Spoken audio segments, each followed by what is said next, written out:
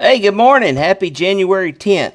Today's Bible reading is Genesis 37 through 40. We're reading the Tree of Life version. This is Through the Bible in a Year with BigDaddyBigz. And again, it's the Tree of Life version. If you enjoy this version of the Bible, this is kind of a book review. I'm going to be reading the Bible, the Tree of Life version, throughout this year. And if you enjoy this version of the Bible, on the website, productreviewdude.com, right down here below this video, this audio version of the Tree of Life Bible, there will be some links, some Amazon links, where you can click on it and go to Amazon and order you a actual hard copy of the Bible. I hope you enjoy this. I hope it's a blessing to you. If it is a blessing, give us a thumbs up. Give us, hit that like button and share the video with your friends if you think it'll be a blessing for them as well. So again, I thank you for joining me, and let's get right into the scriptures. Genesis 37, Joseph, favored son. Now Jacob dwelled in the land where his father had sojourned in the land of Canaan. These are the genealogies of Jacob. When Joseph was 17 years old, he was a youth. He was shepherding the flocks with his brothers. With the sons of his father's wives, Bilhah and Zilpah, Joseph brought back a bad report about them to their father. Now Israel loved Joseph more than all his brothers, more than all his other sons, because he was the son of his old age. So he had made him a long-sleeved tunic. When his brothers saw that their father loved him more than all his brothers, they hated him and could not speak to him in shalom. Then Joseph dreamed a dream and told his brothers, and they hated him even more. He said to them, "Please listen to this dream I dreamed. There we were binding sheaves in the middle of the field. All of a sudden my sheaf arose and stood upright. And behold, your sheaves gathered around and bowed down to my sheaf. Will you truly be a king over us?" his brothers said to him. "Will you really rule over us?" So they hated him even more because of his dreams and because of his words. But then he dreamed another dream and told it to his brothers, saying, "I have just dreamed another dream. Suddenly there was the sun and the moon and the 11 stars bowing down to me." He told it to his father as well as his brothers. Then his father rebuked him and said to him, "What's this dream you dreamed? Will we really come, your mother and I, with your brothers, to bow down to you, to the ground, to bow down to the ground to you?" So his brothers were jealous of him, but his father kept the speech in mind. Joseph betrayed. Then his brothers went to graze their father's flocks at Shechem. Israel said to Joseph, "Aren't your brothers grazing the flocks in Shechem? Come, let me send you to them." "Here I am," he said to him. Then he said to him, "Go now and check on the welfare of your brothers and the welfare of the flocks, and bring word back to me." So he sent him from the valley of Hebron, and he went to Shechem. A man found him there, wandering in the field, and the man asked him, "What are you looking for?" "I am looking for my brothers," he said. "Please tell me where they are grazing." The man said, "They moved on from here, for I heard them saying, 'Let's go to Dothan.'" So Joseph went after his brothers and found them in Dothan. Now they saw him from a distance. Before he was close to them, they plotted together against him in order to kill him. They said to one another, "Here comes the master of dreams. Come on now, let's kill him and throw him into one of those pits so we can say that an evil animal devoured him. Then let's see what becomes of his dreams." But Reuben heard and rescued him out of their hands, saying, "We must not beat him to death." In order to rescue him from their hand and to return him to his father, Reuben said to them, "Don't shed blood. Throw him into the pit here in the wilderness, but don't lay a hand on him." So as soon as Joseph came up to his brothers, they stripped Joseph of his tunic, the long-sleeved tunic that he had on. Then they took him and threw him into the pit. Now the pit was empty with no water in it. Then they sat down to eat bread. When they looked up, behold, there was a caravan of Ishmaelites coming from Gilead with their camels carrying gum, balsam, and myrrh, going to bring them down to Egypt.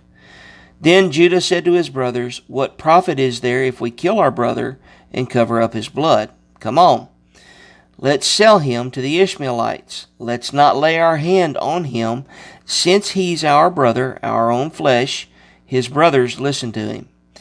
When some men, Midianite merchants, passed by, they dragged Joseph up and out of the pit, and they sold Joseph to the Ishmaelites for 20 pieces of silver, and they brought Joseph to Egypt. When Reuben returned to the pit and saw that Joseph was not in the pit, he tore his clothes. Then he returned to his brothers and said, "The boy is gone, and where should I go?" So they took Joseph's tunic, slaughtered a billy goat, and they dipped the tunic into the blood. Then they sent the long-sleeved tunic, and it was brought to their father, and they said, "We found this. Do you recognize whether or not it is your son's tunic?" He did recognize it, and said, "My son's tunic. An evil animal has devoured him. Joseph must be torn to pieces." Jacob tore his clothing and put on sackcloth and mourned for his son many days. All his sons got up along with his fathers, all his sons got up along with all his daughters to console him, but he refused to be comforted. He said, "For I will go down to Sheol to my son, mourning." So his father kept weeping for him. Meanwhile, the Midianites sold him into Egypt to Potiphar, an official of Pharaoh, the commander of the bodyguards. Chapter 38. Judah and Tamar. About that time, Judah went down from his brothers, and he camped near an Adullamite man, whose name was Hirah. There Judah saw the daughter of a Canaanite man, whose name was Shua, and he took her as a wife and slept with her. Then she became pregnant and gave birth to a son, and she named him She became pregnant again and gave birth to a son, and she named him Onan. She gave birth to yet another son, and she called him Shelah. He was in Chezib when she gave birth to him. Then Judah got a wife for his firstborn, and her name was Tamar. But Judah's firstborn, was evil in Adonai's eyes, so Adonai put him to death. Then Judah said to Onan, "Go to your brother's wife to perform the duty of a brother-in-law to her, and raise up a seed for your brother." But Onan knew that the seed would not be his, so every time he went to his brother's wife, he would destroy it on the ground, so as not to provide a seed for his brother. What he did was evil in Adonai's eyes, so he put him to death also. Then Judah said to his daughter-in-law Tamar, "Stay as a widow in your father's house until my son Shelah grows up," because he thought otherwise he too might die, like his brothers. So Tamar went and stayed in her father's house. Now the days became many, and Shua's daughter, Judah's wife, died. After Judah consoled himself, he went up to Timnah to his sheep shearers, he and his friend Hirah the Adullamite. Then Tamar was told, "Look, your father-in-law is going up to Timnah to shear his flocks." And she removed her widow's clothes from herself, covered herself with a veil, wrapped herself, and sat by the entrance to the springs on the way to Timnah, for she saw that Shelah had grown up, and she had not been given to him as a wife. When Judah saw her, he thought she was a prostitute because she had covered her face. So he turned aside to her along the way and said, "Please let me sleep with you." For he did not know that she was his daughter-in-law. "What," she asked, "will you give me to sleep with me?" "I will send you a young goat from the flock," he said, "provided you give a pledge until you send it," she said. "What kind of pledge shall I give you?" he asked. "Your seal and your cord and your staff in your hand," she said. So he gave them to her, and he slept with her, and she got pregnant by him. After she got up and left, she removed her veil from herself and put on her widow's clothes. When Judah sent the young goat by the hand of his friend the Adullamite to take back the pledge from the woman's hand, he could not find her. He asked the men of her area, saying, "Where is the cult prostitute? She was at the spring along the way." But they said, "There hasn't been a cult prostitute here." So he returned to Judah and said, "I couldn't find her, and the people of that place also said there hasn't been a cult prostitute here."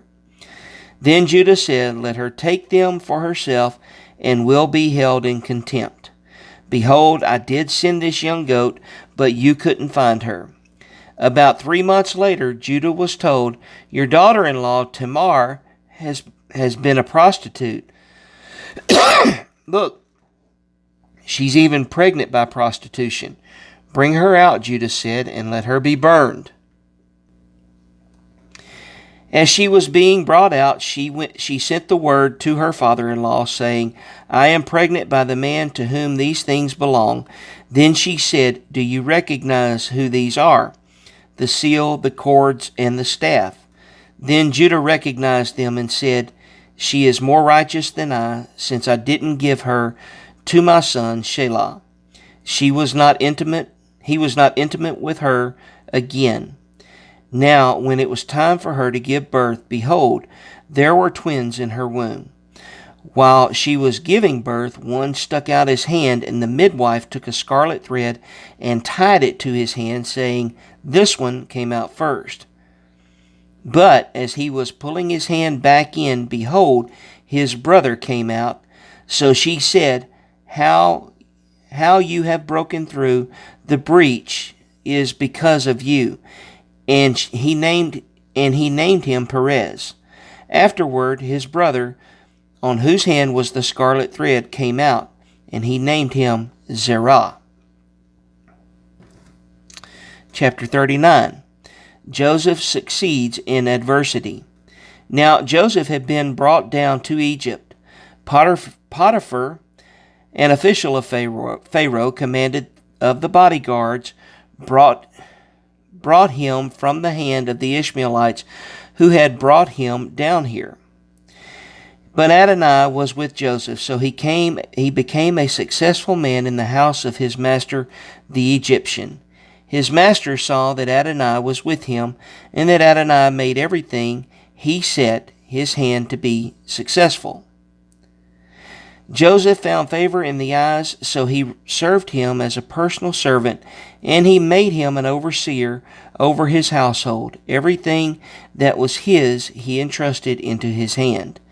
From the time that he made him an overseer in his house and over everything that belonged to him, Adonai blessed the Egyptian's house because of Joseph. Adonai's blessing was on everything that belonged to him, in the house and in the field. So he released everything he owned into Joseph's hands. With him in charge, he did not think about anything except the food he ate. Now Joseph was handsome in form and handsome in appearance. Now after these things the master's wife lifted up her eyes at Joseph and said, "Come, lie down with me."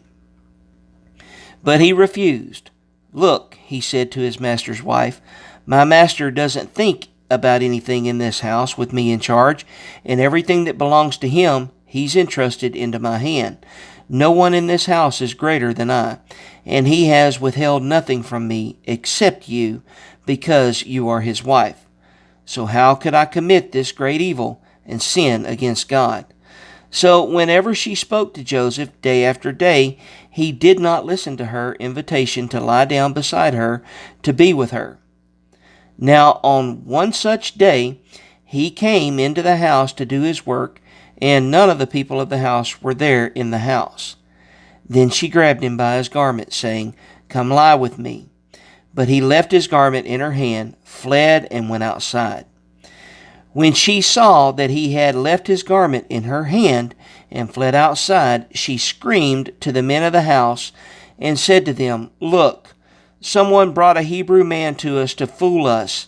He approached me to lie with me, so I screamed out loud. When he heard me raise my voice and scream, he left his garment with me, fled, and went outside. Then she kept the garment with her until his master came home. She spoke the same words to him, saying, 'The Hebrew slave that you brought us approached me to fool with me. When I raised my voice and screamed, he left his garment with me, and he fled outside.' Now when his master heard the words his wife spoke to him, saying, 'Such are the things your slave did to me,' his anger burned. Then Joseph's master took him and put him in prison, the place where the king's prisoners were confined. So there he was in the prison. But Adonai was with Joseph and extended kindness to him and gave him favor in the eyes of the commander of the prison. The commander of the prison entrusted into Joseph's hands all the prisoners who were in the prison, so that everything that was done there, he was responsible for it. The commander of the prison did not concern himself with anything at all under his care, because Adonai was with him, and Adonai made whatever he did successful. Chapter 40. Interpreter of Dreams. Now it was after these things that the cupbearer and the baker of the king of Egypt offended their master, the king of Egypt. Pharaoh was angry with his two officials, with the chief of the cupbearers and with the chief of the bakers. So he put them in custody on the house of the commander. He put them in custody of the house of the commander of the bodyguards in the prison, the place where Joseph was confined. The commander of the bodyguards assigned Joseph to be with them and serve them as their personal servant. They were in custody for some time. Then the two of them each dreamed a dream on the same night. The dream of each man, the cupbearer and the baker of the king of Egypt, who were confined in the prison, each had its own interpretation. When Joseph came to them in the morning, he observed them, and there they were, looking miserable. So he asked Pharaoh's officials who were with him in the custody of the house of his master, saying, "Why are your faces so sad today?" They said to him, "We dreamed a dream, and there is no one to interpret it." Then Joseph said to them, "Don't interpretations belong to God? Please tell me." So the chief of the cupbearers told his dream to Joseph, saying to him, "In my dream suddenly there was a vine in front of me. On the vine were 3 branches, and as it was budding, its blossoms came out, its clusters ripened into grapes. Pharaoh's cup was in my hand, and I took the grapes, pressed them into Pharaoh's cup, and put the cup in Pharaoh's palm." "This is its interpretation," Joseph said to him. The three branches, they are 3 days. In another 3 days, Pharaoh will lift up your head and restore you to your position. Then you'll put Pharaoh's cup in his hand, just as you used to do before when you were his cupbearer. But if you remember me, that I was with you, when it goes well with you, please show me kindness and mention me to Pharaoh and get me out of this house. For I was forcibly kidnapped from the land of the Hebrews, and even here I have done nothing at all that they should put me in this pit." When the chief of the bakers saw the interpretation was good, he said to Joseph, "I also was in my dream. Expectantly there were 3 baskets of white bread on my head. In the top basket was food for Pharaoh, all kinds of baked goods. But the birds were eating them from the basket on my head. Then Joseph answered and said, This is the interpretation. The 3 baskets, they are 3 days. In another 3 days, Pharaoh will lift your head off of you and will hang you on a tree. Then the birds will eat your flesh off of you. Then it happened on the 3rd day, Pharaoh's birthday, that he held a banquet for all his servants. He lifted up the head of the chief of the cupbearers and the head of the chief of the bakers among his servants. He restored the chief of the cupbearers as his cupbearer, and he put the cup on the palm of Pharaoh's hand. But the chief of the bakers he hung. It was just as Joseph had interpreted for them. The chief of the cupbearers did not remember Joseph. Indeed, he forgot him. See you tomorrow.